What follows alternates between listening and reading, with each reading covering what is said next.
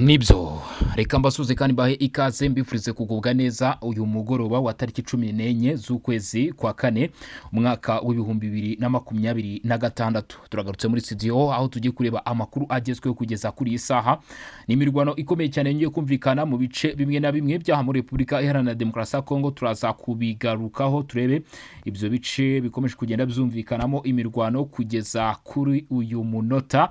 Ni mu gihe kandi mu by'ukuri turanyarukira mu duce turimo Maremo, umudugudu wongeye kumvikanamo isibaniro muri uyu mugoroba. Umudugudu wongeye kumvikanamo ibisasu remereye biturika cyangwa se habayo gushandikanya hagati ya M23 ndetse na Wazalendo hamwe na FARDC. Turareba imirwano yavuzwe muri aka gace, imirwano itumye abaturage ibihumbi n'ibihumbi kabisa bongera kuba bava mu byabo nk'uko aya makuru ari kutugeraho. Ni muri teritwari ya Masisi, ni muri Bashari Mukoto. Ube hafi uze gukurikirana iby'aya makuru. Ni mu gihe kandi kuri ubu ngubu amakuru akomeje kugenda acicikana najyanye n'ibikorwa biri gutegurwa bivuga ko ari ibikorwa bishaka kuba bitari byiza ku Rwanda. Ni amakuru avuga yuko kugeza kuri ubu ngubu ibihugu birimo Uburundi, Repubulika Iharanira Demokarasi ya Kongo ndetse na Tanzania baba bari kwifatanya n'abatifuriza neza u Rwanda bashaka kugaba ibitero kuri iki gihugu, ndetse bikavuga ko uyu mugambi urimo abarimo Jaraki Habyarimana ndetse na Kayumba Nyamwasa wahoze mu ngabo z'igihugu cy'u Rwanda. Turaza kubigarukaho turebe aya makuru kandi nanone si byo gusa, turanyarukira mu Busuwisi ahari kubera ibiganiro byongeye guhuza abarwanyi ba AFC-23 ndetse Rwanda rwa leta ya Repubulika Iharanira Demokarasi ya Kongo. Turasuzuma imyanzuro ikomeje kugenda isohoka muri ibiganiro, nubwo amakuru agaruka cyangwa se avuga kuri ibiganiro yakomeje kugenda yimanwa. Ibyo nabyo turaza kugenda tubigarukaho. Mu by'ukuri rero ni amakuru menshi cyane tubafitiye muri uyu mugoroba tugiye kuba twagarukaho, ari nayo mpamvu nsaba abantu kuba mwakanda subscribe muri benshi kabisa.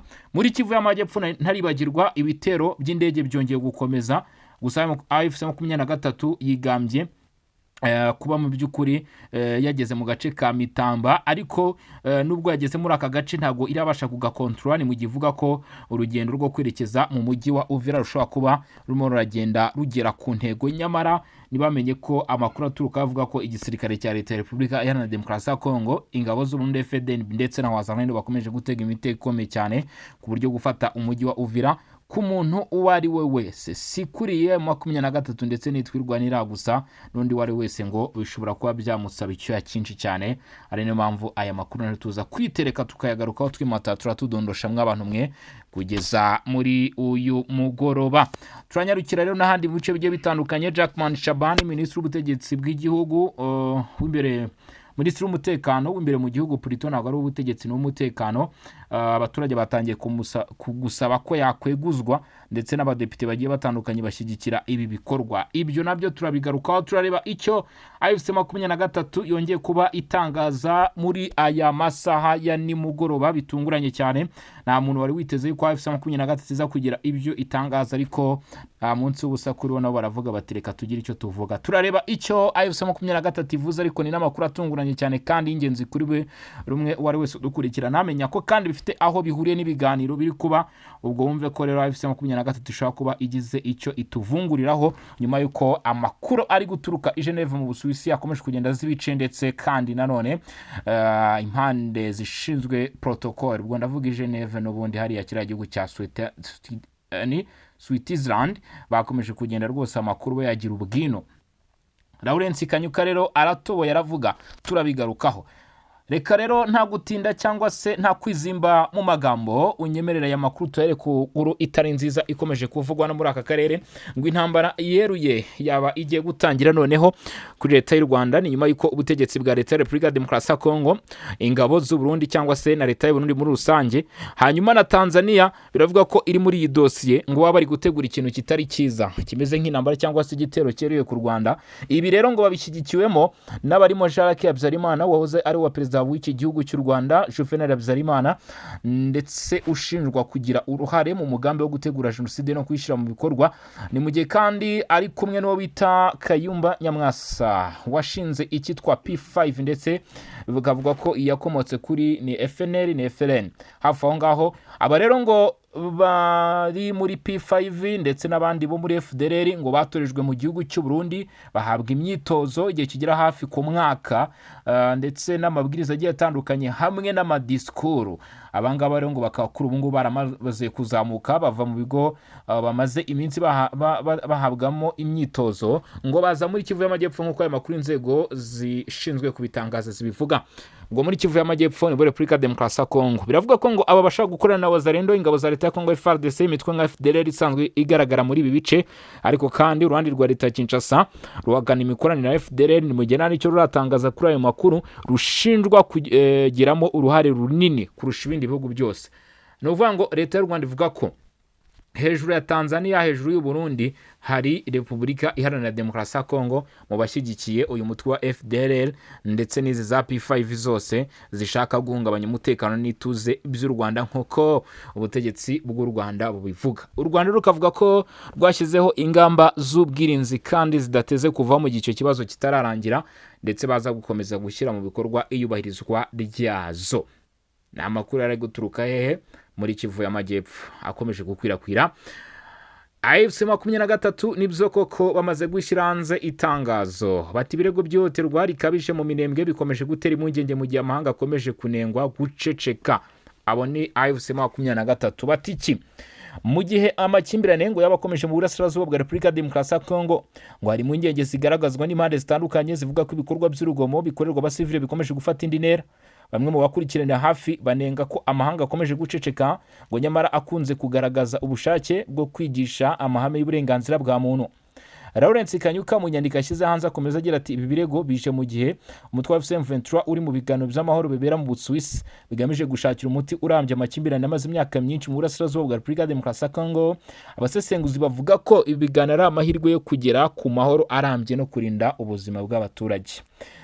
By'umwihariko Minembwe n'uturere tuyikikije bivugwa kuba byugarijwe n'ibibazo bikomeye by'umutekano n'ubukungu, aho bamwe bavuga ko hariho bimeze nk'igisa na blocks yashyizweho na leta ya Kinshasa igatuma imibereho y'abaturage irushaho kuzamba. Kuvantu bita mu ndondo ya Bijombo werekeza Uvira, ni ukuvuga ngo ibyo bintu Lawrence Kanyuka avuga za blocks no kuva mu ndondo ya Bijombo ujya Uvira ndetse no kuva mu Minembwe ujya Uvira, inzira zikoreshwa n'abanyamurenge zarafunzwe kubera yuko abavuga ko ari inzira zakoreshwaga n'imitwe irimo twirwaneho ndetse no zikoreshwa n'imitwe irimo Red Tabara abajya guhungabanya umutekano wa Bujumbura. Ati igatuma imibereho y'abaturage irushaho kuzamba. Uwo ni Lawrence Kanyuka. Birego rero n'ibyemezwa n'inzego zose bireba, ariko bikomeje guteza impaka mu ruhando mpuzamahanga, ndetse ibi Lawrence Kanyuka bivuze yurira kandi no ku makuru amaze gutangazwa na Human Rights Watch ivuga ko ibitero muri Kivu y'Amajyepfo byibasira abaturage byarushijeho kwiyongera. Ngo iyi ngingo igarutswe cyane mu gihe hari kubaho igikorwa cyo kwibuka jenoside yakorewe abatutsi ku nshuro 32 yakorewe abatutsi mu Rwanda mu 1994. Abasesenguzi n'abaharanira uburenganzira bwa muntu bibutsa ko aya mateka akwiye kubera isomo amahanga kugira ngo hirindwe ko ibyabaye byasubira ukundi. Ibi Lawrence Kanyuka akaba yabyifashishije avuga yuko nibiri gutegurwa muri bice bimeze neza nk'ibyateguwe mu Rwanda, bityo amahanga akwiye kudaceceka. Ati gahunda ni never again cyangwa se ntibizongera ukundi. Yavuzwe bwa mbere mu 1945 nyuma yo kuborwa kw'inkambi z'abanazi zirimo Buchwald. Yari isezerano rikomeye ry'ikiremwa muntu, nyamara bamwe bavuga ko iri sezerano risa n'iryateshejwe agaciro n'ikorwa n'inyungu za politike ziruta ubuzima bw'abantu.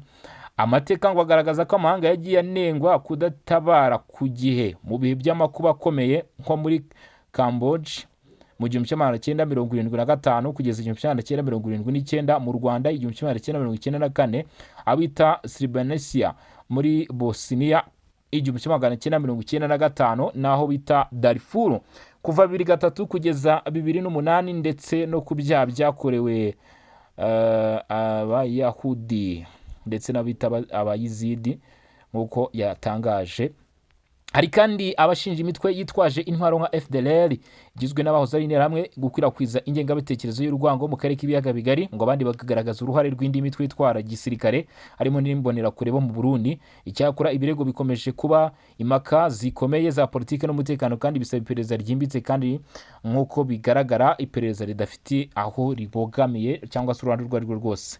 Ibi Lawrence avuga ntago bigiye kure y'ibyo u Rwanda narwo rwakunze kugenda ruvuga cyangwa se rwakunze kugenda rugarukaho ruvuga yuko kugeza uyu munsi rutumva neza impamvu bimwe mu bihugu byaba bishyigikiye iyi FDLR, ariko u Rwanda rukavuga ko ibi biterwa no kuba hari bamwe bamaze gucengezwa cyangwa se bamaze kwinjirwamo n'ingengabitekerezo ya jenoside ikwirakwizwa n'umutwe wa FDLR nk'uko bivugwa.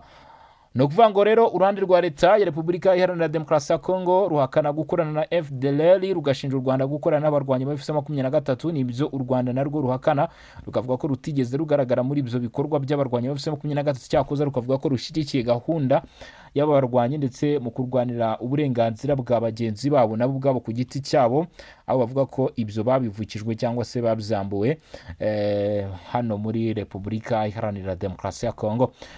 Turakomeza kugenda kabisa nkubwira amakuru, dore ko muri Kivu y'Amajyepfo imirwano yakomeje mu duce tumwe na tumwe, ariko kandi none reka tubanze dukubitire muri ibi bice bya Masisi. Nta munsi w'ubusa imirwano yakomeje muri teritwari ya Masisi nk'uko aya makuru atugeraho ari kurushaho kugenda bitangaza. Masisi rero imirwano yaje gukomeza.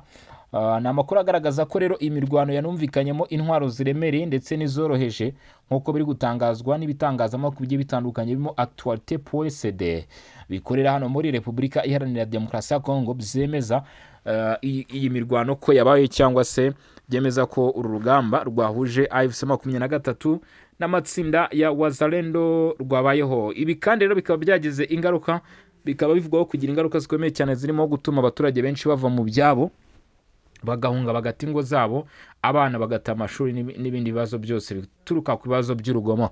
Ni mu giturage cya Maremo giherereye muri groupement ya Bashari Mukoto muri teritwari ya Masisi. Biravuga ko guhera tariki 13 kuwa mbere ku munsi w'ejo hongeye kumvikana imirwano ikomeye cyane yateye kwimuka kw'abaturage benshi, nk'uko amakuru ava muri aka gace bivuga ngo abaturage benshi bakimara kumva iby'uru rusaku rw'imbunda bahise batangira kuva mu bice bya Maremo barahunga.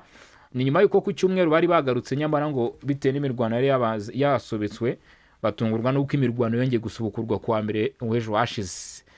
Biravuga ko bamwe bahungiye aho bita Kalembe, agace gasanzwe mu by'ukuri kagaragaramo ibikorwa by'ubutabazi ariko bidahagije ku bahahungira.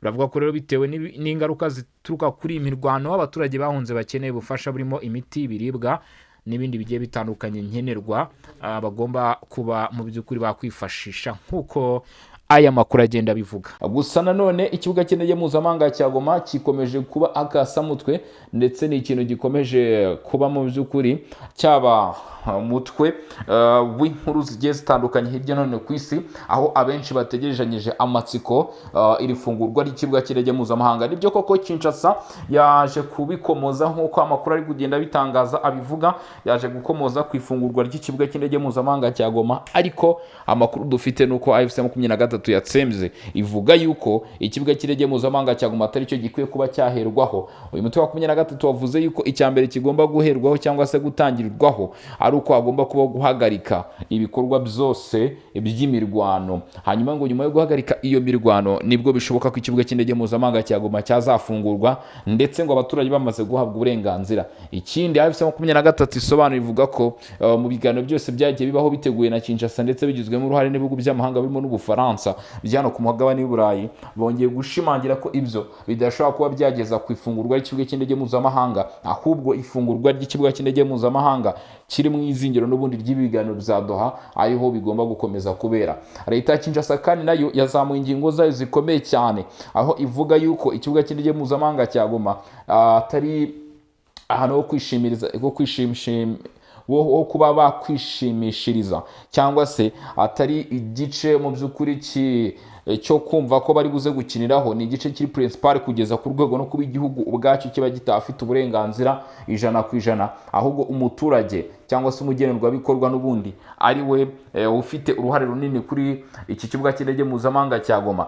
By'umwihariko kandi bahise bavuga ku bijyanye n'abaturage bakomeje kuva mu byabo, aho raporo z'ibigo bigiye bitandukanye by'umwihariko OECA, ishami ry'umuryango w'abibumbye rishinzwe kwita ku mpunzi ndetse no gukurikirana ibikorwa byazo, ryahise ritangaza yuko bagera kuri miliyoni 2,400,000 mu minsi mike cyane, agera ku mezi 3 yonyine aribo bamaze kuva mu byabo. Abaturage rero imibare ikaba igaragaza ko bakeneye ubutabazi kubera yuko abo ni abavuye mu byabo muri Repubulika ya Demokarasi ya Kongo, ariko 60% byabo bakaba bari mu ntara za Kivu y'Amajyepfo na Kivu y'Amajyaruguru. Ndetse icyabiteye leta ya Kinshasa yahise igaragaza ndetse yongera gushimangira ko byaturutse n'ubundi ku bibazo by'aba barwanyi. Hanyuma rero bavuga yuko ikigomba kuba cyabaho, hagomba kubaho kubagezaho ubufasha, kubera ko bitoroshye kugeza kuri ngubwo gutanga ubufasha. N'abaturage n'uri basanzwe basanga benshi bari bagiye bafa mu byabo mu mirwano yakomeje kugenda ibera muri Kivu y'Amajyepfo na Kivu y'Amajyaruguru. Iki kibuga cy'indege rero ndetse n'ibibuga by'indege bindi bicyunganira ngo byanze bikunze kigomba kuba cyafungurwa, gusa ibintu bizadogereye rwabuze gica haracu wambaye. Ikibuga cy'indege mpuzamahanga cya Goma, icyo ugomba kuba wamenya cyo kugeza kuri uyu munota ubu tuvugana ni uko gikomeje kuba cyarikoroza hariya mu Busuwisi, ni uko gikomeje kuba cyarikoroza muri Amerika ndetse n'ahandi. Iki kibuga cy'indege mpuzamahanga cya Goma, ikintu cya mbere, ingingo ya mbere iyo havuze kugifungura ihita yinjira, birinjirana n'ibijyanye n'ubutabazi ku baturage. Gusa kandi nanone hari inyungu rusange, nk'izo ngendo zigiye zitandukanye z'abaturage, guteza imbere ubucuruzi ndetse n'ibindi bigiye bitandukanye. Ariko kandi M23 ikaba ifite ubwoba ko iramutse ifunguye ikibuga cy'indege mpuzamahanga cya Goma kigakorwa n'uruhande rwa leta ya Repubulika ya Demokarasi ya Kongo, bataba gifite ubushobozi. Ati rwose ntabwo baba bagifite ubushobozi kuri uyu mujyi wa Goma. Ni mu gihe benshi mu basesenguzi ndetse n'abakurikirana ibibazo by'akarere bavuga ko M23 niramuka yemeye ko hafungurwa ikibuga cy'indege mpuzamahanga cya Goma, ubwo izaba yemeye no kurekura uyu mujyi wa Goma. Ati izaba yemeye no kurekura uyu mujyi wa Goma. Ibyo ariko ni ibitekerezo bya bamwe, ntabwo ariko biri, ni ibitekerezo bigenda bitangwa na bamwe rero kabisa. Kugeza kuri ubu ngubu rero menya yuko ibiganiro biracyakomeje, ariko imyanzuro yo isa nkaho itaratangazwa. Imyanzuro ntabwo iratangazwa, ibintu biracyarimo kugenda bicaywa, dore ko imyanzuro iba igomba gutangazwa ahangaha nicyo kintu cya mbere kiba kigomba kwitonderwa. Ibyo byo ugomba kuba wabimenya.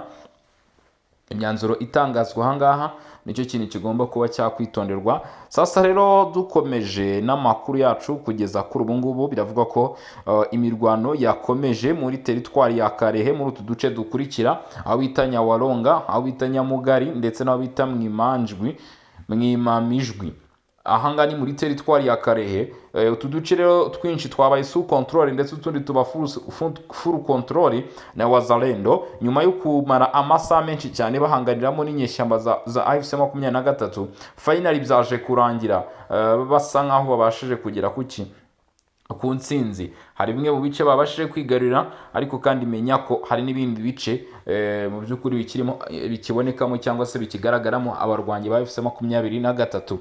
Kugeza kuri ubu ngubu biravuga yuko ikiriho cyangwa se icyo ugomba kuba wamenya, imirwano ye yakomeje muri bimwe mu bice, ariko ugereranyije n'uko byari bimaze iminsi bigenda, biravuga ko imirwano ntabwo ifite ubukana cyangwa se ntabwo harimo uburemere nk'uko byari bimaze iminsi bigenda. Mu minsi byibuze guhera kwa gatanu kugeza kuri uyu wa kabiri, mw'abantu mwe, ikintu bita imiripuko, ikintu bita za nyamugigima byaravugaga, ni ibintu byari bikaze cyane. Abaturage benshi bakomeje kugenda bava mu byabo kubera ko ntago bari bugume nyine muri urwo rusasu cyangwa se muri urwo rufaya rw'amasasu. Imirwano cyangwa se ibitero navuga ko byari maze iminsi byumvikana muri ibi bice bya Kivu y'Amajyepfo, ariko ubwo ndavuga ahangaha za Minembwe ku Ndondo, aho bita za Karingi, rwose utwo duce turimo Gakenge, Puezero, Karongi, Rwitsakuku, Mikenke ngira ngo murabizi ko ku cyumweru tariki 13